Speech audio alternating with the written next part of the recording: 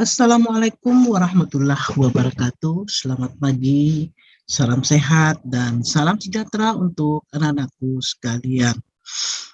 Pada kesempatan ini, saya ingin menyampaikan suatu materi terakhir untuk mata kuliah kita pada metode penelitian kualitatif, yaitu teknik penulisan proposal bagi pemula.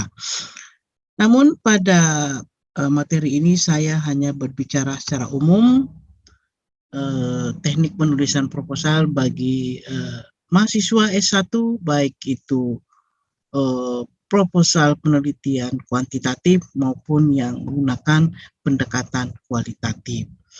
Jadi anak-anakku sekalian, nanti sisa pendekatan mana yang mau ditempuh, apakah itu kuantitatif maupun kualitatif. Pada materi-materi perkuliahan kita sebelumnya, kita sudah membahas banyak hal tentang apa itu penelitian kualitatif, bagaimana perbedaannya dengan kuantitatif, apakah keduanya bisa di-mix atau digabung, semuanya sudah kita bahas sebelumnya. Dan materi yang lalu pun saya sudah memberikan salah satu contoh proposal penelitian. Sisa anak-anakku sekalian bisa mencermati, membaca baik-baik, kira-kira pada poin mana yang Anda belum pahami betul. Nah, pada kesempatan ini saya ingin memberikan sedikit pencerahan, sedikit tutorial ya, tentang bagaimana menulis proposal yang baik.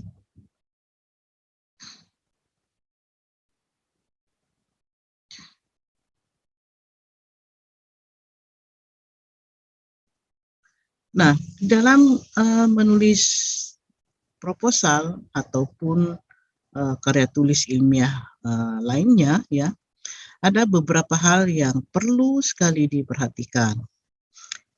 Pertama, tentang etika publikasi ilmiah. Kemudian sistematika penulisan ya. Sistematika penulisan itu memuat tentang sistematika penulisan yang berlaku bagi lembaga atau dimanapun seseorang itu melakukan dimanapun lembaga mereka berada. Misalnya itu kampus, berarti kampus ya, prodi di prodi. Karena sistematika penulisan ini seringkali berbeda-beda antara kampus yang satu dengan kampus yang lain, berbeda antara prodi yang satu dengan prodi yang lain, meskipun itu satu kampus. Mungkin dia satu fakultas, tetapi karena berbeda prodi, maka sistematikanya pun bisa lain ya. Karena itu sangat tergantung pada gaya selingkung masing-masing lembaga. Selain sistematika penulisan, yang perlu juga diperhatikan yaitu tentang tata tulis ya, teknik penulisan yang baik dan benar. Karena tentu ada tata tulis, teknik penulisan yang mesti kita perhatikan sebagai rambu-rambu penulisan karya ilmiah yang baik. Dan yang terakhir tentu adalah bahasa ya. Bahasa ya, ini adalah poin paling penting di dalam penulisan karya tulis ilmiah, karena tanpa bahasa yang baik, orang yang membaca nanti nggak paham apa yang sebenarnya yang kita sampaikan kepada pembaca.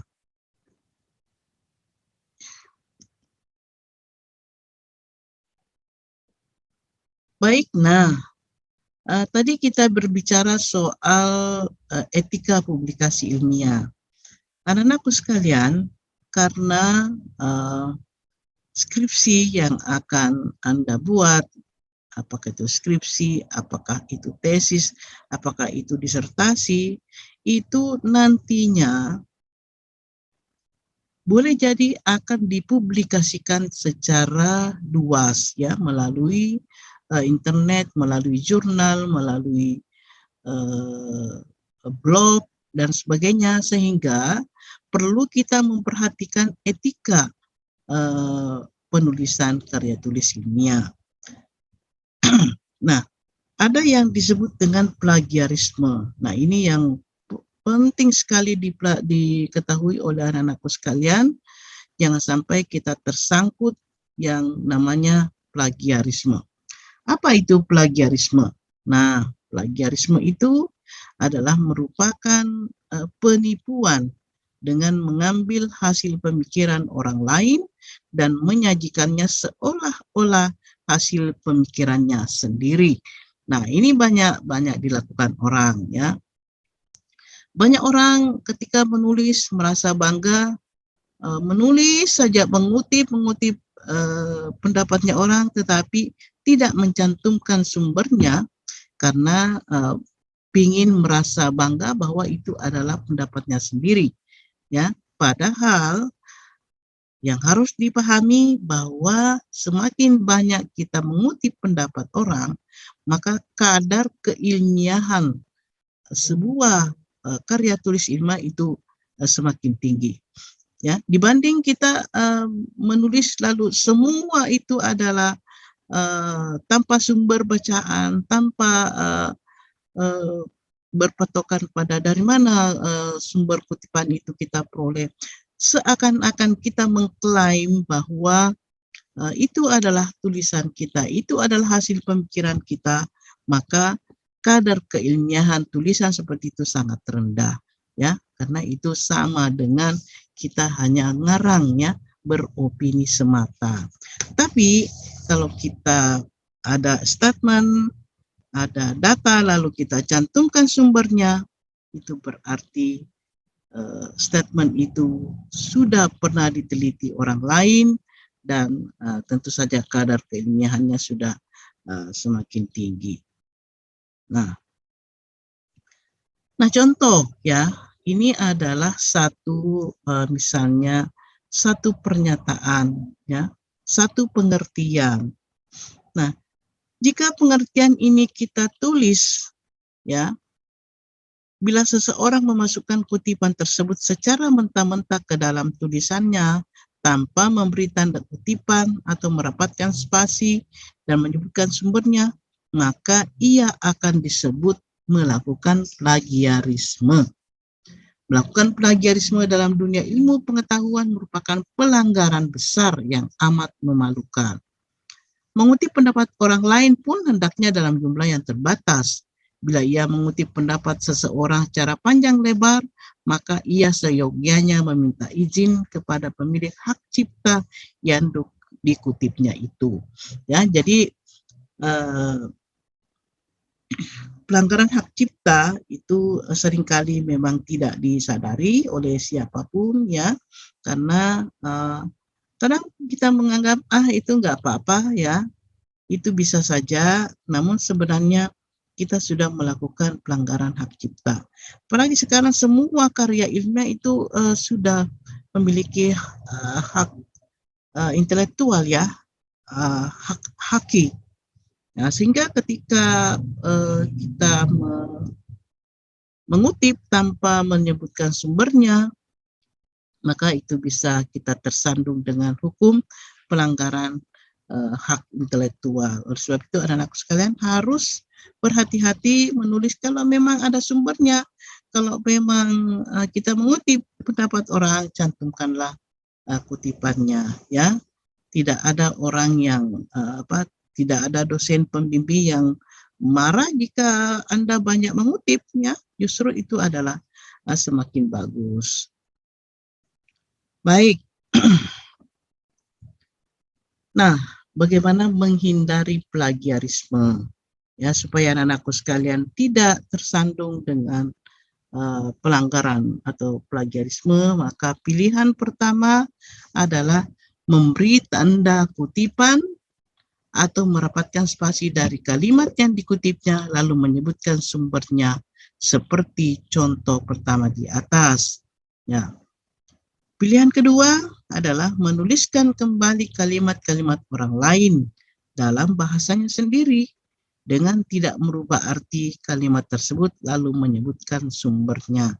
Ya, jadi bisa kita mengutip secara mentah-mentah, tetapi harus merapatkan spasi atau bisa kita kutip kalimat-kalimat orang lain lalu kita rubah sedikit bahasanya, lalu tetap kita sebutkan sumbernya. Tapi kalau ya cara kedua ini tidak perlu merapatkan baris, ya. Jadi kita cukup menuliskan di dalam paragraf kita, tetapi itu tetap ada sumbernya. Berarti kutipan itu tidak mentah-mentah merupakan bahasa orang yang kita kutip, tapi kutipan itu sudah ada campur tangan dari kita, namun tetap wajib kita memberinya sumber bacaan. Baik, anak-anakku sekalian, langkah selanjutnya adalah judul penelitian. Nah, sebenarnya menuliskan judul penelitian itu tahap paling terakhir ya dari sebuah proposal penelitian. Namun banyak juga orang berpendapat bahwa mesti ada judul dulu baru kita menulis proposal. Nah, itu tergantung mana yang lebih mudah ya dibuat oleh seorang peneliti. Namun karena Anda adalah pemula, ya bolehlah bikin judul dulu, ancang-ancang judul dulu, judul apa yang Anda mau buat, judul apa yang Anda mau tulis, ya silahkan ditulis. Ya karena kalau pemula itu memang belum bisa melakukan apa-apa tanpa ada judul terlebih dahulu. Ya. Nah, apa syarat sebuah judul? Judul hendaknya dinyatakan dengan tandas dan singkat, tidak berkepanjangan. Cukup satu kalimat pendek tanpa anak-anak kalimat dan cucu-cucu kalimat. Ya. Jadi judulnya hendaknya dinyatakan dengan tandas dan singkat, tidak berkepanjangan. Wah, ini seringkali judul itu panjang sekali, tidak jelas mana subjek, mana predikat, mana objek, ya, sehingga penulisnya sendiri tidak paham dia apa yang dia maksudkan dari judul itu. Nah, dari judul itu harus memuat dua hal penting, yaitu fokus dan lokus. Ya. Fokus penelitiannya apa, lalu lokusnya di mana. Itu yang penting sekali diketahui oleh para mahasiswa yang ingin membuat judul proposal penelitian. Lalu yang kedua, jenis atau kualifikasi penelitian dapat dicantumkan dalam judul. Misalnya, penelitian eksperimental, studi komparasi, studi eksplorasi. Nah, kalau kita kalau penelitian kualitatif, studi kasus dan sebagainya, itu bisa disebutkan di bawah judul yang kita sudah buat sebelumnya, sehingga jelas bahwa klasifikasi penelitian kita ini adalah studi kasus atau studi penelitian eksperimental dan sebagainya. Itu boleh ya. Nah, berikutnya,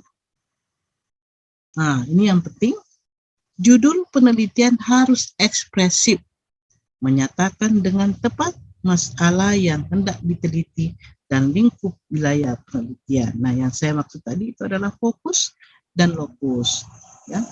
Jadi di judul sudah tergambar apa sih masalah yang mau Anda teliti. Di mana penelitian itu Anda mau lakukan. Ya. Jadi tidak bisa judul itu tanpa memuat masalah. Atau sering saya sebut sebagai fokus penelitian. Dan kemudian harus ada lingkup wilayah penelitiannya di mana, sehingga jelas ya, menjadi suatu pedoman bagi peneliti untuk melakukan penelitiannya. Nah, jika penelitian Anda adalah penelitian kuantitatif, maka judul sedapat mungkin menggambarkan secara umum dependen dan independen variabel, ya. Tetapi kalau penelitian kualitatif, karena di penelitian kualitatif tidak dikenal independen dan dependen variabel, maka ini tidak wajib. Ya, yang penting tadi ada fokus, ada lokus, ada masalah, ada ruang lingkup penelitian. Jadi sudah jelas tentang bagaimana membuat judul penelitian, ya. Mudah-mudahan tidak, yang pasti judulnya jangan berkepanjangan, jelas, tepat, tandas, dan jelas mengungkap masalah yang hendak diteliti.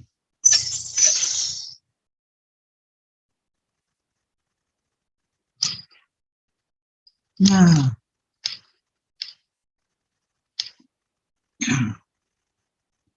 latar belakang penelitian. Nah, ini yang penting sekali dicermati oleh seorang peneliti. Ya, apa fungsi latar belakang penelitian itu? Seberapa besar pentingnya latar belakang penelitian di dalam menyusun proposal penelitian? Nah, ini coba Anda cermati. Nah, di latar belakang penelitian, di sini dikemukakan alasan-alasan mengapa penelitian ini perlu dilakukan atau mengapa masalah-masalah yang diangkat itu perlu diteliti. Ya, jadi peneliti harus menuangkan alasan-alasannya mengapa penelitian ini menurut versinya penting untuk diteliti. Ya, itu harus dimuat di latar belakang penelitian. Kemudian yang kedua, digambarkan betapa menariknya masalah itu. Ya. Jadi memang seorang peneliti, seorang penulis di latar belakang perlu meyakinkan pembaca bahwa penelitian ini sangat menarik. Masalah yang saya mau teliti ini, fenomena yang saya amati ini sangat menarik untuk diteliti. Itu semua dituangkan pada latar belakang penelitian. Kemudian pentingnya penelitian, significance of study. Ya, ada masalah menarik tapi ya rasanya nggak penting lah, nggak penting kita teliti. Ya misalnya kegiatan artis ya menarik untuk masalahnya, tetapi nggak penting banget untuk diteliti ya, karena itu di luar kawasan ilmiah. Tapi yang kita mau telitinya adalah memang memiliki kadar keilmiahan yang menyebabkan kita merasa masalah ini penting untuk kita teliti. Ada kaitan dengan pengembangan keilmuan kita, bisa menambah hasanah pengetahuan kita. Kalau hanya sekedar ingin mengetahui saja tanpa ada manfaat, maka itu nggak penting ya untuk diteliti. Lalu, persyaratan berikutnya adalah masalah yang diangkat dalam penelitian ini merupakan hal baru yang belum pernah diteliti. Jadi ada originality. Ya. Sedapat mungkin seorang peneliti mencari fenomena yang belum pernah diteliti orang. Berarti fenomena yang kita teliti adalah sesuatu yang baru, sehingga dia menarik untuk kita teliti. Namun, berikutnya adalah kalau sudah ada penelitian sebelumnya, maka perlu kita kemukakan mengapa diteliti lagi. Ya, enggak apa-apa ya, tidak apa-apa sudah pernah diteliti orang, karena mencari fenomena yang sama sekali baru di jagat raya ini memang sudah sangat mustahil ya, karena semua orang pasti sudah pernah meneliti. Tetapi perlu dikemukakan mengapa Anda teliti lagi. Ya. Nah, kemudian seberapa jauh ketersediaan data? Nah, banyak peneliti tersandung ketika dia memulai penelitiannya tidak bisa mendapatkan data. Ya. sumbernya tidak mau memberikan data-data yang diperlukan, maka judul penelitian itu menjadi tidak menarik. Penelitian itu menjadi tidak penting karena yang kita mau teliti tidak tersedia datanya. Ngapain kita habiskan waktu untuk melakukan penelitian tapi datanya nggak tersedia? Nah, jadi sebelum kita memutuskan untuk memilih topik itu, perlu kita pikirkan ada nggak datanya, bisa nggak saya peroleh datanya, ya.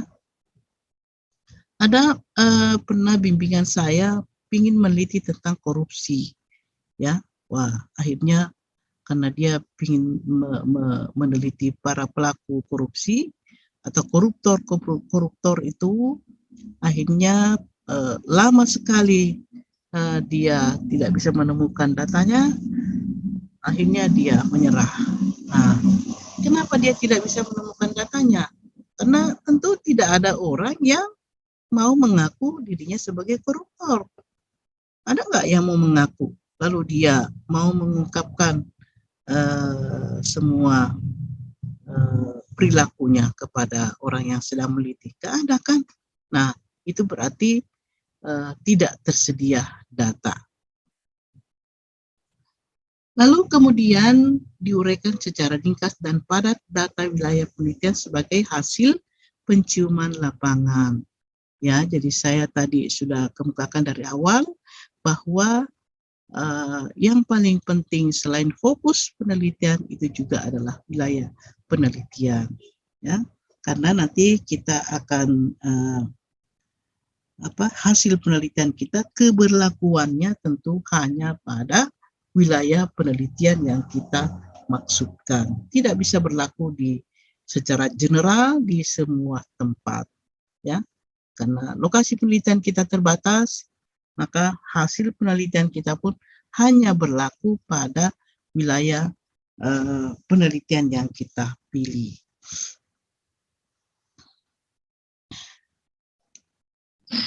Nah, kemudian tibalah kita pada perumusan masalah.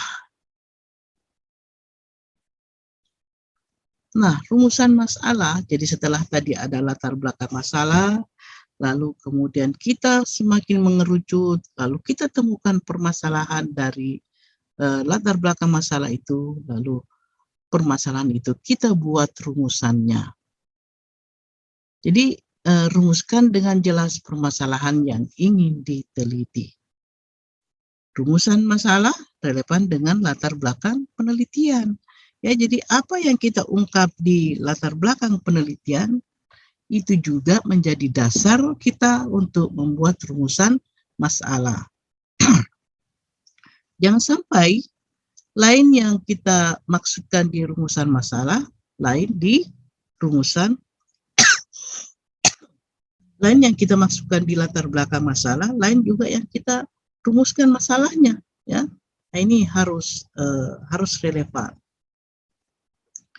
Nah, rumusan masalah itu lebih mudah dipahami kalau dirumuskan dalam bentuk kalimat tanya. Tetapi dapat juga dirumuskan dalam kalimat pernyataan, ya. Nah, jadi biasanya rumusan masalah itu paling banyak kita temukan dalam bentuk pertanyaan. Misalnya, bagaimana? Mengapa? Nah, di dalam penelitian kualitatif, ya, khususnya, biasanya pertanyaan-pertanyaan yang digunakan, yang banyak digunakan itu pertanyaan yang berkaitan dengan kemengapaan dan kebagaimanaan. Ya, mengapa masyarakat di kelurahan A enggan untuk melakukan vaksinasi? Nah, itu masalah, ya. Mengapa pernikahan usia dini pada era pandemi COVID-19 itu meningkat? Nah, itu adalah masalah yang dirumuskan dalam bentuk kalimat tanya. Tapi ingat, bisa juga dalam bentuk kalimat pernyataan. Perumusan masalah dapat bersifat deskriptif maupun inferensial. Kalau deskriptif tadi adalah meminta penggambaran nanti, jadi tadi itu pertanyaan misalnya mengapa, bagaimana, apa. Nah, kalau inferensial, nah ini adalah pertanyaan-pertanyaan penelitian yang biasanya digunakan untuk para peneliti kuantitatif. Karena peneliti kuantitatif mencari hubungan-hubungan ya antar variabel yang ingin dia teliti. Apakah itu hubungan antara variabel independen terhadap dependen, apakah itu pengaruh variabel independen terhadap dependen, dan sebagainya. Jadi itu adalah rumusan masalah, ya. Setelah kita membuat rumusan masalah, maka langkah berikutnya kita rumuskan apa tujuan kita melakukan penelitian. Ya. Tujuan penelitian dapat bertujuan untuk menjajaki, ya, menguraikan, menerangkan, membuktikan, atau menerapkan suatu gejala, konsep, atau menemukan suatu temuan, atau membuat suatu prototip, atau menemukan suatu kebijakan strategik. Ya, jadi di tujuan penelitian inilah sangat penting dan menggambarkan di situ apakah penelitian kita kuantitatif, kualitatif. Ya, kalau kuantitatif, ingat penelitian kuantitatif bertujuan untuk menguji, ya, untuk membuktikan kembali apakah teori yang ada itu masih relevan untuk digunakan. Apakah teori yang sudah ada itu masih berlaku atau sudah tidak berlaku.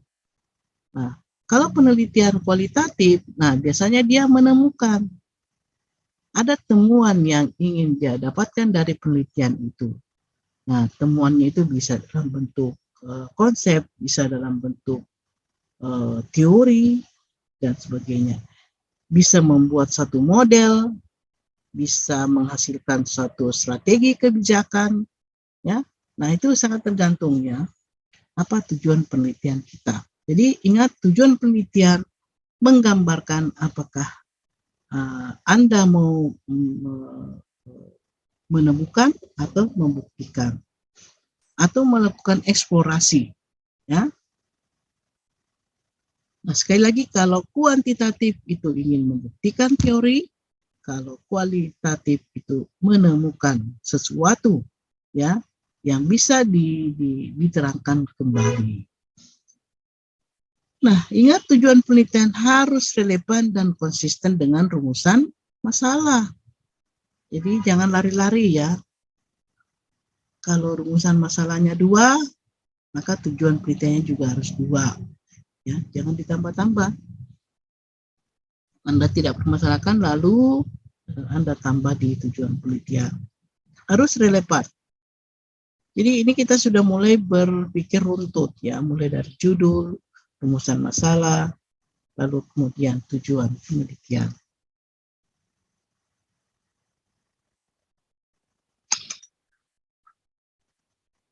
Tujuan penelitian juga dibuat secara jelas dan rinci, berisi mengenai apa yang akan dicapai. Jadi biasanya ada tujuan khusus, ya. Yang tujuan umumnya biasanya lebih umum, tetapi ada tujuan-tujuan khusus yang biasanya peneliti ingin capai. Dan ingat, tujuan penelitian bukan manfaat penelitian, ya. Bedakan antara tujuan penelitian dan manfaat penelitian.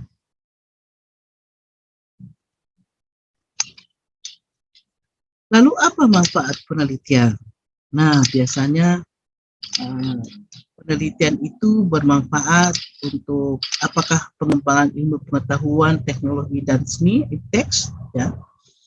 Apakah itu menyangkut pemecahan masalah pembangunan, pemerintahan, atau peningkatan kesejahteraan umat manusia, pengembangan kelembagaan, alternatif kebijakan ya.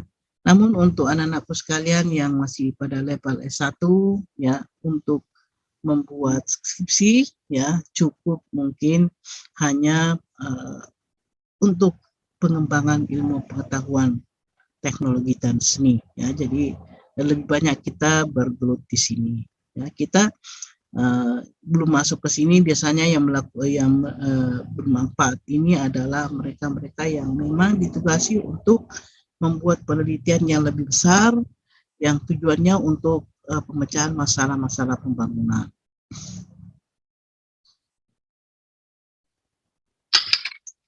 Nah, baik, kita tinggalkan bab 1 lalu kita masuk pada bab selanjutnya, yaitu bab 2. Bab 2 ini memuat tentang tinjauan pustaka atau telaah pustaka. Nah, di bab 2 ini biasanya terdiri dari 4 hal ya. Pertama, berisi penelitian terdahulu. Nah, di bagian awal tinjauan pustaka biasanya itu kita diwajibkan ya mahasiswa minimal mencantumkan 3 atau 5 penelitian terdahulu yang relevan dengan penelitian yang ingin dia lakukan. Penelitian terdahulu itu seperti apa? Nah, anakku sekalian, ketika ingin memulai membahas suatu topik penelitian, harus mencari dulu, men-searching dulu di Google ya kata kunci yang Anda mau teliti. Nah, di Google itu tersebar begitu banyak jurnal, begitu banyak tulisan, begitu banyak sumber-sumber buku dan sebagainya yang mungkin relevan dengan penelitian yang kita ingin lakukan. Nah, disitulah kita bisa melihat, oh, topik yang saya pilih ini sudah pernah diteliti orang. Oh, topik yang saya mau teliti ini ada kesamaan dengan apa yang saya pikirkan, ya. Oh, apa yang saya mau teliti sudah pernah diteliti orang, lalu saya mau teliti lagi apanya. Nah, di situ semua Anda bisa dapatkan dari penelitian terdahulu. Oleh sebab itu, para peneliti harus lebih awal dulu mencari sumber-sumber informasi tentang penelitian yang relevan atau sama dengan penelitian yang akan dia lakukan. Karena untuk di samping sebagai bahan rujukan, juga nanti akan menghindari plagiasi. Ya, jangan sampai penelitian kita sama persis dengan penelitian orang lain. Jangan sampai apa yang kita teliti, mau teliti sudah diteliti orang persis sama apa yang kita teliti. Akhirnya penelitian kita menjadi tidak ada artinya, menjadi tidak bermakna, menjadi tidak penting. Ya, nah itulah pentingnya penelitian terdahulu. Nah, itu ditulis secara runtut, ya, judulnya apa yang dia teliti, kemudian permasalahan penelitiannya apa, lalu hasilnya apa, itu semua harus ditulis di daftar penelitian terdahulu. Itu biasanya dibuat dalam bentuk tabel. Ya, tapi bisa juga dalam bentuk paragraf. Lalu yang kedua, kerangka teoritis. Nah, kerangka teoris ini memuat teori-teori yang mendukung penelitian kita. Kita tadi misalnya mau meneliti tentang partisipasi masyarakat untuk vaksinasi. Nah, carilah teori yang berkaitan dengan partisipasi masyarakat. Mungkin pengertian partisipasi, sebab-sebab orang berpartisipasi, sumber-sumber partisipasi, macam-macam partisipasi dan sebagainya. Semua hal yang berkaitan dengan apa yang kita mau teliti itu kita cari teorinya, ya, sehingga nanti kita bisa mencari hubungan-hubungan, ya. Nah, biasa juga orang ya karena mau mempertebal halaman macam-macam dimasukkan ke kerangka teoritis. Kadang-kadang tidak ada kaitannya dengan penelitiannya, lalu itu dimasukkan. Padahal kerangka teori itu hanya memuat ya teori-teori yang akan kita gunakan untuk membedah penelitian kita, untuk menjadi rujukan. Kalau itu penelitian kuantitatif, maka teori yang kita cantumkan di bagian di tinjauan pustaka itu adalah teori yang akan kita uji keberlakuannya, di mana penelitian kita nanti akan lakukan. Ya, jadi tidak sembarang teori kita cantumkan di bab 2 itu. Kalau penelitian kualitatif, nah teori itu nanti akan berguna untuk kita bisa membuat discussion. Apa yang kita temukan, apa yang kita hasilkan dari penelitian kita, itu bisa kita kembali melihat teori. Oh, ternyata teorinya sudah ada. Apa yang saya temukan di lapangan itu teorinya sama dengan teorinya si A, sama dengan teorinya si B. Ya, jadi tapi peneliti kuantitatif, kualitatif itu berbeda di dalam penggunaan teori. Kalau tadi peneliti kuantitatif, penggunaan teori itu adalah memang bertujuan untuk menguji teorinya, sementara peneliti kualitatif hanya sekadar sebagai rujukan. Apakah teori itu sama dengan temuannya atau berbeda? Kalau dia berbeda berarti si peneliti ini menemukan sesuatu hal yang baru, menjadi novelty-nya ya, atau teori yang ada itu mendukung penelitiannya. Lalu setelah kita berteori, maka kita buat kerangka pemikiran ya, conceptual framework. Kerangka pemikiran, nah ini kita mulai menghubung-hubungkan ya, kita mulai menghubung-hubungkan variabel-variabel dalam penelitian kita, konsep-konsep yang kita angkat itu kita hubung-hubungkan, lalu membentuk sebuah skema kerangka pemikiran, dan itulah yang akan menjadi acuan bagi peneliti untuk melakukan penelitian. Jadi kerangka pemikiran ini sangat penting karena dia merupakan acuan. Ya, jangan ditambah, jangan dikurangi, karena ketika Anda menuliskan sesuatu konsep atau variabel di kerangka konsep itu, berarti Anda wajib untuk membahasnya, Anda wajib menelitinya. Ya, tapi kalau Anda tidak bahas itu, Anda tidak teliti itu, jangan dituliskan di kerangka pemikiran, karena itu adalah mengandung konsekuensi metodologis. Ya, Anda harus teliti. Lalu setelah kerangka pemikiran selesai, maka selanjutnya peneliti kuantitatif itu merumuskan hipotesis ya. Nah, sehingga makanya di sini disebut jika ada, karena tidak semua penelitian itu butuh hipotesis.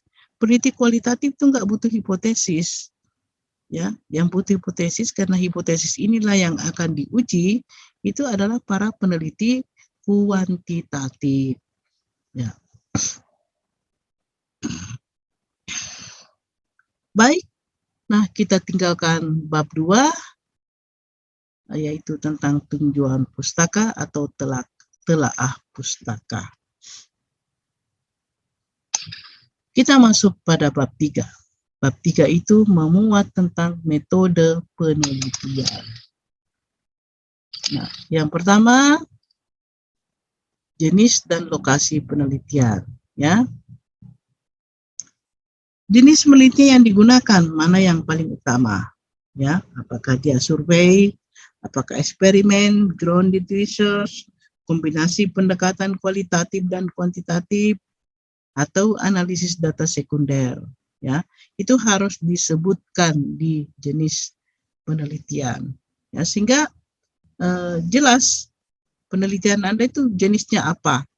Kalau dia eksperimen, alatnya apa. Kalau dia itu survei, bagaimana pengumpulan datanya. Kalau itu grounded research, ya penelitian kualitatif, maka bagaimana melakukannya. Itu semua harus jelas. Kemudian dinyatakan secara ringkas dan jelas wilayah penelitiannya di mana, ya. Selalu itu penting. Lalu di bagian kedua, variabel dan desain penelitian. Pada bagian ini, kemukakan variabel-variabel pokok yang masuk dalam model penelitian, baik variabel independen maupun variabel dependen. Begitu juga variabel kontrol dan variabel antara yang digunakan. Ya.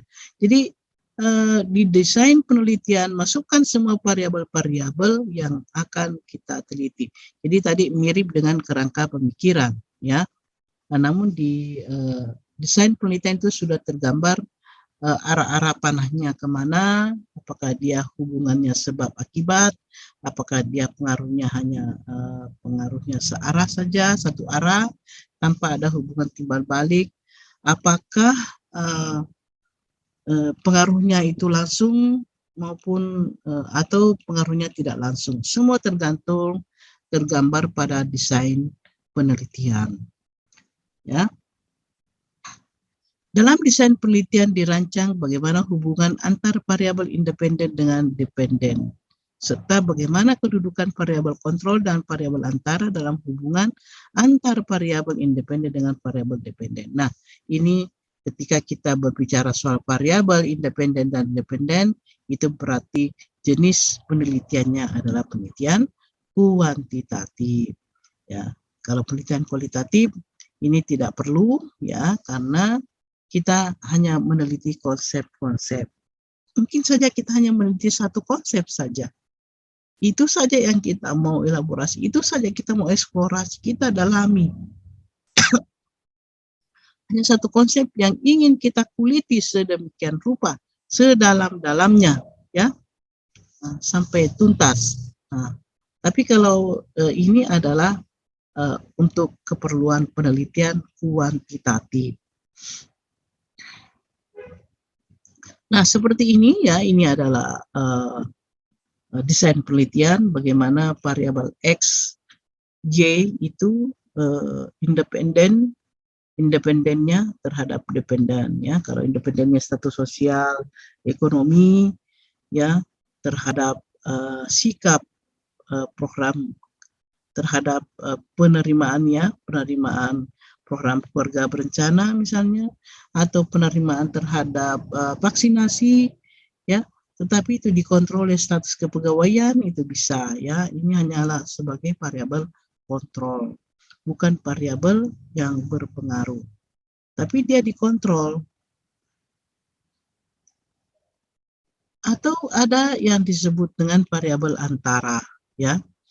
Nah, ini variabel antara ini pernah Emil Durkheim meneliti bagaimana pengaruh agama terhadap bunuh diri. Ya, dia mencermati kok ada fenomena, ada penganut agama tertentu yang memiliki tingkat bunuh diri yang cukup tinggi dibanding dengan penganut agama yang lain. Adakah hubungan, adakah pengaruh antara agama terhadap tindakan bunuh diri? Nah, ternyata setelah dilakukan penelitian, maka Emil Durkheim tidak mendapatkan bukti bahwa agama itu berpengaruh langsung terhadap tingkat bunuh diri, melainkan ada variabel antara, ya.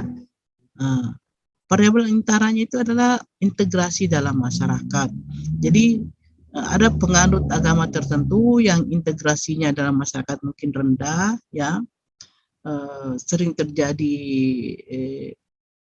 anomi, ya, keterasingan, sering terjadi kesepian sosial, maka lalu kemudian melakukan tindakan bunuh diri, ya. Jadi dengan demikian hasil penelitian ini membuktikan bahwa bukan agama yang secara langsung berpengaruh terhadap angka bunuh diri, tetapi ada variabel antara, ya.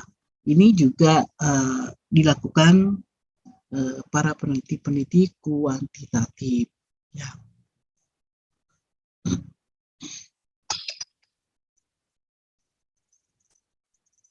Nah, kalau jenis penelitiannya eksperimen, maka desain penelitiannya harus memakai desain eksperimen. apakah membanding antara kelompok perlakuannya dengan kelompok kontrol, ataukah desain yang sebelum dan sesudah perlakuan, dan sebagainya. Itu semua harus dijelaskan pada metode penelitian, pada desain penelitian. Ya, bagi penelitian yang tidak mencari keterkaitan antar variabel, ya, harus secara jelas menggambarkan variabel atau faktor-faktor yang ditelitinya dengan mengacu pada masalah penelitiannya. Jadi ini berlaku bagi peneliti-peneliti kualitatif. Ya, karena dia bukan eksperimen, ya, bukan pembuktian, tetapi dia hanya menjelaskan tentang sesuatu hal yang ingin dia kuliti sedalam-dalamnya.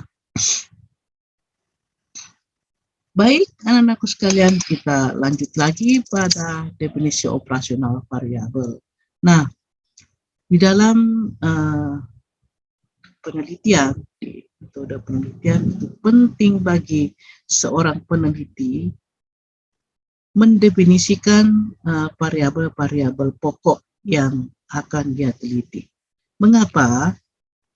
Karena kalau dia batasi diri dengan definisi operasional, apa yang dia maksudkan terhadap variabelnya itu, maka dia akan memudahkan baginya untuk membuat kisi-kisi instrumennya.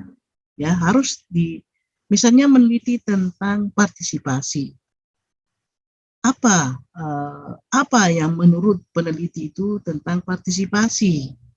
Ya.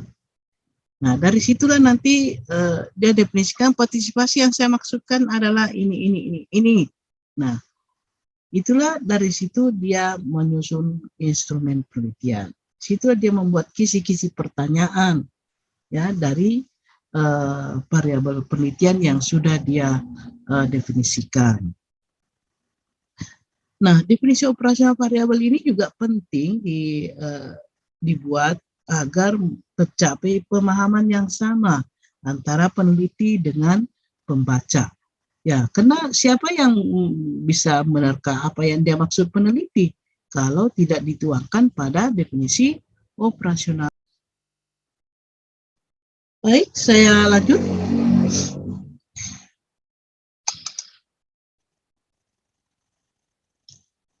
Nah, kita masuk pada instrumen penelitian, ya. Tadi setelah variabelnya didefinisikan secara lengkap, ya, jelas, langkah selanjutnya kita membuat instrumen penelitian, ya. Karena instrumen penelitian inilah nanti yang akan digunakan untuk mengumpulkan data. Jika penelitiannya adalah penelitian survei, maka instrumen penelitian itu adalah berupa kuesioner atau angket. Itulah yang dibuatkan kisi-kisi pertanyaan, berapa pertanyaan setiap variabel, itu kemudian disusun. Setelah instrumen itu kita buat, maka kemudian kita bisa uji cobakan dulu sebelum kita gunakan. Kita diuji coba ke beberapa orang atau satu kelompok orang. Kalau instrumennya itu sudah valid, reliable, maka itu sudah bisa kita gunakan. Jadi sebelum menggunakan instrumen penelitian untuk penelitian kuantitatif, terlebih dahulu harus diuji coba, lalu dilakukan uji validitas dan reliabilitas, kemudian instrumen itu bisa digunakan. Namun untuk peneliti kualitatif, maka tentu tidak perlu ada kuesioner, karena peneliti kualitatif tidak menggunakan kuesioner untuk penelitian, melainkan teknik yang sering digunakan ada dua teknik utama, yaitu pengamatan atau observasi dan peneliti dan interview mendalam, ya. Dan instrumen yang digunakan itu adalah dirinya sendiri, ya. Jadi tidak ada alat yang lain digunakan, ya, selain peneliti itu sendirilah sebagai instrumen penelitian. Jadi perbedaannya di situ antara peneliti kuantitatif dengan peneliti kualitatif. Kalau peneliti kuantitatif bisa menggunakan orang lain, ya, Setelah membuat instrumen penelitiannya, setelah membuat kuesionernya, bisa memanfaatkan enumerator untuk mengumpulkan data. Tapi peneliti kualitatif, karena dia merupakan instrumen penelitian, maka dialah yang harus terlibat langsung di dalam pelaksanaan pengumpulan data. Nah, berikutnya, setelah instrumennya sudah siap, ya, kuesionernya sudah siap, sekarang yang perlu dirumuskan, siapa yang kita mau teliti, berapa populasinya, berapa orang yang mesti kita teliti. Nah, tadi sangat tergantung pada lokasi penelitian kita. Jadi ada fokus, ada lokus. Nah, di lokasi penelitian kita, kalau kita meneliti tentang misalnya masyarakat kelurahan, nah, maka populasinya itu adalah masyarakat kelurahan A misalnya, masyarakat kelurahan B. Itulah populasinya, berapa jumlah penduduknya, kalau itu meneliti tentang penduduk. Kalau misalnya tadi penelitian tentang partisipasi masyarakat untuk melakukan vaksinasi, ya, vaksin COVID misalnya, maka yang menjadi populasi itu adalah orang dewasa misalnya. Orang dewasa, karena dulu bertahap ya, anak-anak nanti belakangan baru bisa divaksin. Jadi yang menjadi populasinya itu adalah orang dewasa yang wajib vaksin, seperti itu. Nah, kalau misalnya populasinya terlalu besar, terlalu banyak, tidak mungkin peneliti menelitinya semua secara keseluruhan, maka biasanya diperlukan sampel, ya. Nah, cara pengambilan sampel ini dipelajari pada teknik pengumpulan, teknik penelitian atau metode penelitian kuantitatif. Ada banyak cara untuk pengambilan sampel, ya. Ada cara purposif, ada cara acak, ada cara sistematik random, ada cara proporsional, ada cara stratified sample dan sebagainya. Itu semua dipelajari, sudah kita pelajari pada metode penelitian kuantitatif. Nah, cara pengambilannya itu dijelaskan. Kalau pengambilannya misalnya meneliti tentang masyarakat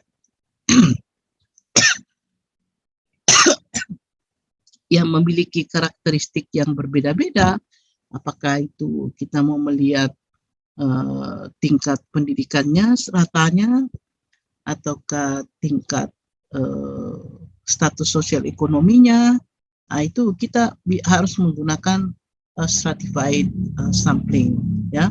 Tetapi kalau kita tidak ingin melihat faktor-faktor seperti itu, ya cukup kita menggunakan sampel acak saja, dengan memberi kesempatan kepada semua penduduk, semua populasi untuk bisa menjadi sampel penelitian.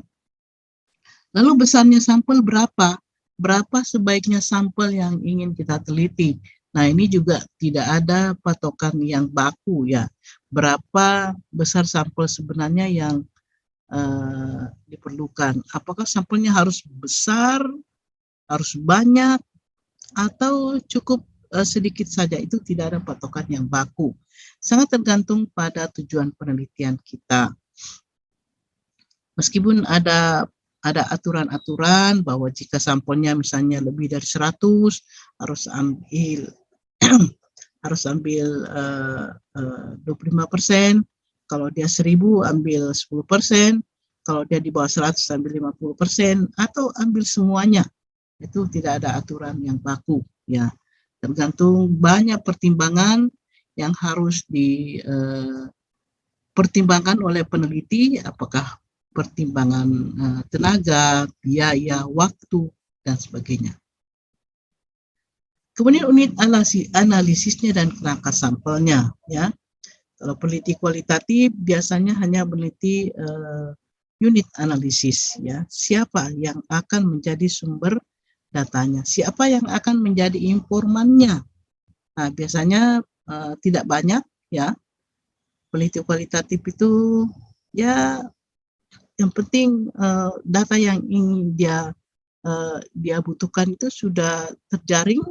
Kalau cuma 5 orang saja dia teliti, nggak masalah. Yang penting datanya yang dia butuhkan itu sudah bisa dapatkan dari sumber-sumber informasi yang disebut dengan informan. Nah, makanya peneliti kualitatif ada beberapa macam informan. Ada yang disebut dengan informan biasa, informan ahli, ada informan kunci. Dan masing-masing informan itu memiliki fungsi yang berbeda-beda. Ya, meskipun itu cuma satu-satu, tetapi informasinya lengkap, maka itu sudah bisa dijadikan sebagai data untuk membuat suatu kesimpulan penelitian. Nah, setelah populasi dan sampel, tentu kita masuk pada teknik pengumpulan data. Dijelaskan teknik-teknik pengumpulan data yang digunakan, dimulai dari teknik yang paling utama digunakan. Ya, jadi kalau penelitian kuantitatif, biasanya teknik utama itu adalah kuesioner, ya, angket. Mungkin angketnya dibuat di Google Form, lalu disebar melalui WA, bisa melalui email, dan sebagainya. Tetapi peneliti kualitatif, karena itu bukan untuk melakukan survei, maka teknik utama biasa digunakan adalah observasi dan wawancara mendalam. Ya. Dijelaskan instrumen penelitian apa yang digunakan pada masing-masing teknik pengumpulan data.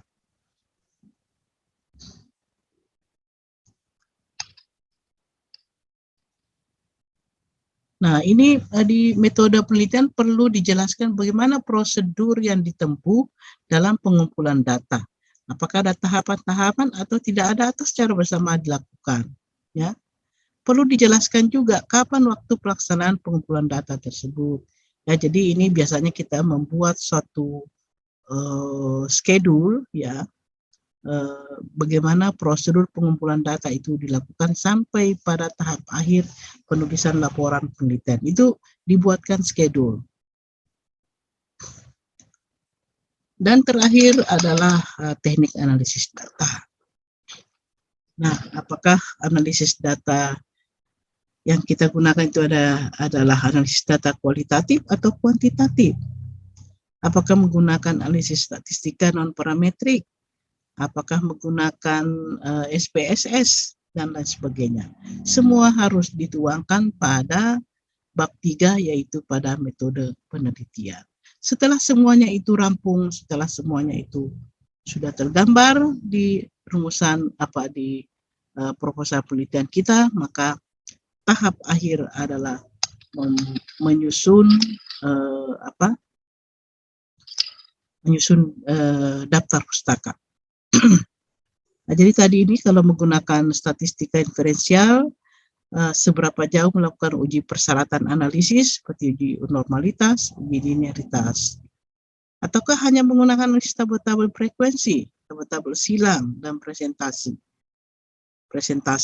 ya, atau hanya menggunakan narasi.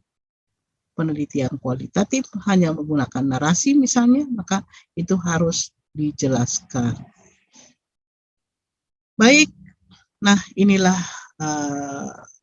contoh, ya, membuat daftar pustaka.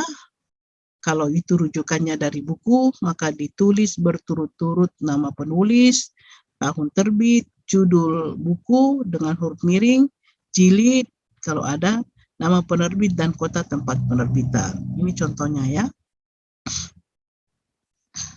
Jadi diurut sedemikian rupa. Kalau rujukannya dari jurnal dan majalah misalnya, maka ditulis nama penulis, tahun terbit, judul tulisan, singkatan resmi nama jurnal, ya, jilid, nomor terbit, volume, dan sebagainya. Itu ditulis, ya, seperti ini. Baik, anak-anak sekalian, saya kira penjelasan saya sudah cukup panjang. Silakan Anda cermati dan mulailah menyusun proposal penelitian. Apakah itu proposal penelitiannya kuantitatif atau penelitiannya kualitatif. Saya akhiri penjelasan ini, semoga tutorial ini bermanfaat bagi anak-anakku sekalian mahasiswa. Uh, Semoga terus terinspirasi untuk melakukan penelitian. Sehat selalu, semangat selalu. Wabillahi taufiq wal hidayah. Wassalamualaikum warahmatullahi wabarakatuh.